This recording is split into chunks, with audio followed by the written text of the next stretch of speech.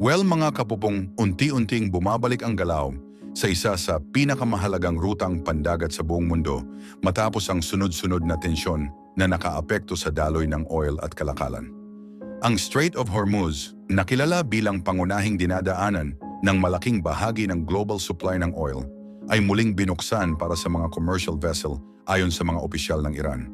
Sa mga nakaraang araw, sinabi ng mga autoridad na maaari nang dumaan ang mga barko, bagay na agad nagbigay ng kaunting ginhawa sa merkado. Bago ito, kapansin-pansin ang halos paghinto ng trapiko sa nasabing ruta kung saan kakaunti na lamang ang naglalayag kumpara sa dati nitong abalang daloy na umaabot sa mahigit 100 barko bawat araw. Dahil dito, maraming kumpanya ang napilitang baguhin ang kanilang mga plano at pansamantalang ipagpaliban ang biyahe. Pero mga kapopong, kahit bukas na ang daanan, hindi pa rin ganap ang kumpiyansa ng mga shipping company. May ilan pa ring barko ang pinipiling maghintay o umiwas muna dahil nananatili ang pangamba sa seguridad. Ayon sa ilang ulat, may mga bahagi ng ruta na nangangailangan pa rin ng pahintulot bago madaanan at may itinakdang mga linya lamang na itinuturing na ligtas.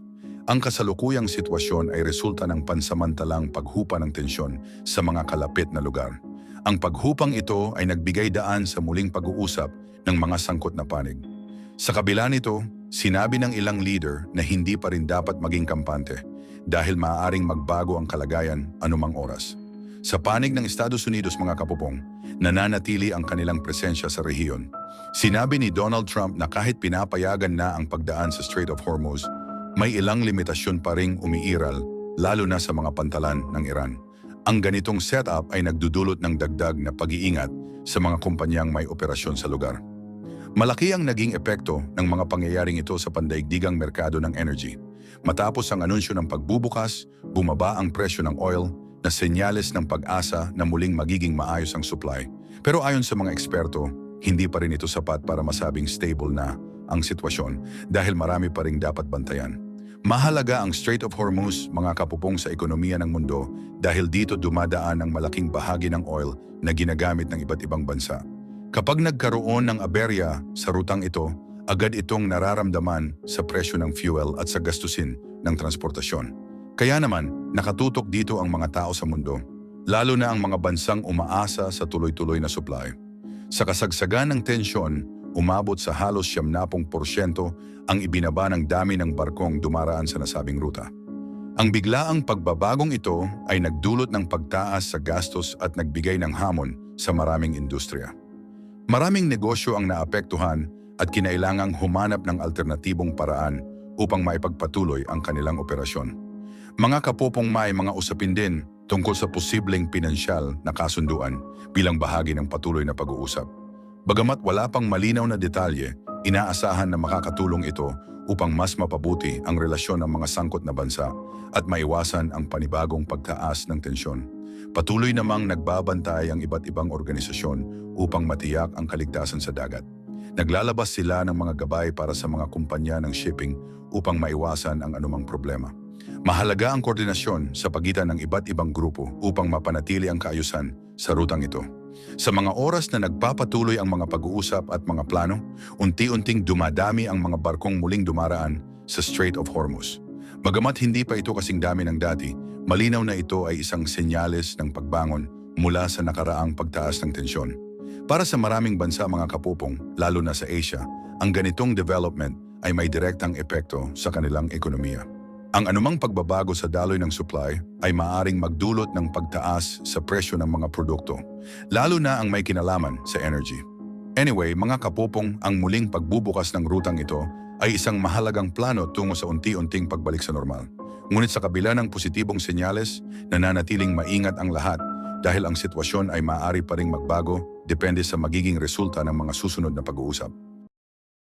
Well, mga kapupong, sa mga oras na patuloy ang tensyon sa Middle East, nagpalitan ng pahayag ang United States at Iran tungkol sa posibleng kasunduan na magbibigay daan sa pagbawas ng sagupaan sa rehiyon. Si President Donald Trump ay nagpakita ng kumpiyansa na maaaring makamit ang agreement sa kabila ng mga hamon at hindi pa malinaw na sitwasyon sa ground.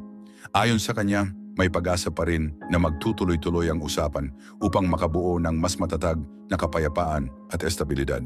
Matapos ang ilang linggo ng sagupaan na nagsimula noong huling bahagi ng Pebrero, nagkasundo ang dalawang panig sa isang pansamantalang ceasefire. Layunin nito na bigyan ng espasyo ang negosasyon at bawasan ang tensyon. Isa sa pinakamahalagang issue ay ang Strait of Hormuz, isang makitid ngunit kritikal na daanan ng global oil supply. Kahit may ceasefire, maraming barko pa rin ang hindi makagalaw ng normal na nagdulot ng pangamba sa supply ng energy sa iba't ibang bansa sa Asia at mga tao sa mundo. Si President Trump, mga kapupong, ay nagbigay ng matitinding pahayag laban sa Iran at sinabi niya na hindi natutugunan ang inaasahang daloy ng supply sa mahalagang ruta. Binibigyang diin niya na mahalaga ang pagbabalik ng normal na operasyon sa Strait of Hormuz upang matiyak ang maayos na global trade. Sa kabila ng kritisismo, nananatili siyang optimistiko na may posibilidad pa rin ng mas malawak na agreement sa pamamagitan ng tuloy-tuloy na usapan. Ang posisyon ng Iran ay masalimuot. May mga bahagi ng ekonomiya at infrastruktura na naapektuhan, ngunit ipinakita rin nila na may kakayahan silang makaapekto sa global trade routes dahil sa impluensya nila sa Strait of Hormuz. Ayon sa mga eksperto, ito ay nagiging mahalagang leverage sa negosasyon. May mga ulat din na isinasaalang-alang ang bagong kondisyon para sa mga barkong dumadaan, kabilang ang posibleng fees para sa oil shipments, na nagdulot ng iba't ibang reaksyon mula sa mga leader sa iba't ibang bansa. Sa likod ng mga pangyayari, mga kapupong, nagpapatuloy ang diplomatic efforts ng iba't ibang bansa.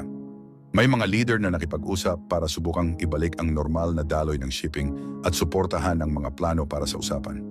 Ang mga pag-uusap na ito ay nagpapakita ng kahalagahan ng cooperation ng mga bansa. Sa kabila ng ceasefire, malinaw na kailangan pa ng mas mahabang proseso upang makamit ang mas matatag na kasunduan. Nananatiling may maingat na pag-asa sa sitwasyon, ngunit may kasamang uncertainty. Ang mga hakbang tungo sa kapayapaan ay patuloy, ngunit kailangan pa rin ng tuloy-tuloy na usapan at kooperasyon ng mga leader upang makamit ang mas stable na hinaharap para sa lahat ng apektadong panig at mga tao sa mundo. Sa mga oras na ito, mga kapupong, patuloy ang pagtingin ng mga eksperto sa magiging epekto ng sitwasyon sa global economy at sa energy market.